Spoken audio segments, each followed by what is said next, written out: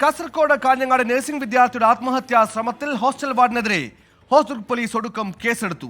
പെൺകുട്ടിയുടെ അമ്മയുടെ പരാതിയിലാണ് കേസെടുത്തത്. സംഭവത്തിൽ വനിതാ കമ്മീഷൻ സ്വമേധയാ കേസെടുത്തിട്ടുണ്ട്.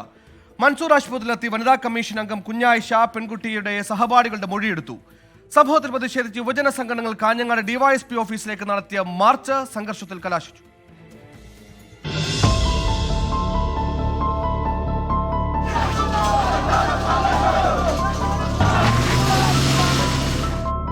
ആത്മഹത്യക്ക് ശ്രമിച്ച പെൺകുട്ടിയുടെ അമ്മ നൽകിയ പരാതിയിലാണ് ഹോസ്ദുർഗ് പോലീസ് കേസെടുത്തത്. ശാരീരിക അവശതകൾ നേരിട്ട കുട്ടി ആശുപത്രിയിൽ ചികിത്സ തേടിയതിനു ശേഷം വൈകി ഹോസ്റ്റലിലെത്തിയെന്നും ഇത് വാർഡൻ ചോദ്യം ചെയ്തുവെന്നും എഫ്ഐആറിൽ പറയുന്നു. സംഭവത്തിൽ വനിതാ കമ്മീഷൻ സ്വമേധയാ കേസെടുത്തു. സംസ്ഥാന വനിതാ കമ്മീഷൻ അംഗം കുഞ്ഞായിഷ മൻസൂർ ആശുപത്രിയിലെത്തി പെൺകുട്ടിയുടെ സഹപാഠികളുടെ മൊഴിയെടുത്തു. ഇതിനിടെ കേസന്വേഷണത്തിൽ പോലീസ് അനാസ്ഥയെന്ന് ചൂണ്ടിക്കാട്ടി ഡിവൈഎഫ്ഐ യൂത്ത് കോൺഗ്രസ് പ്രവർത്തകർ കാഞ്ഞങ്ങാട് ഡിവൈഎസ്പി ഓഫീസിലേക്ക് നടത്തിയ മാർച്ച് സംഘർഷത്തിൽ കലാശിച്ചു.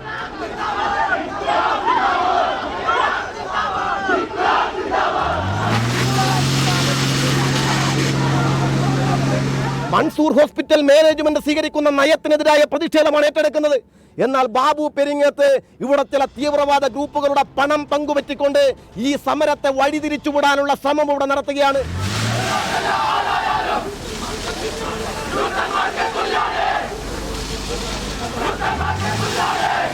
മൻസൂർ ആശുപത്രിക്കെതിരെ ഗുരുതര ആരോപണവുമായി DCC അധ്യക്ഷൻ PK ഫൈസൽ രംഗത്തെത്തി. മൻസൂർ ഹോസ്പിറ്റൽ ഇന്ന് മാത്രമല്ല, കഴിഞ്ഞ 20 വർഷക്കാലത്തെ മൻസൂർ ഹോസ്പിറ്റലിൽ നടക്കുന്ന എല്ലാ കാര്യങ്ങളെക്കുറിച്ചും സമഗ്രമായി അന്വേഷണം നടത്തണമെന്നാണ് ഇന്ത്യൻ നാഷണൽ കോൺഗ്രസിന് ആവശ്യപ്പെടാനുള്ളത്.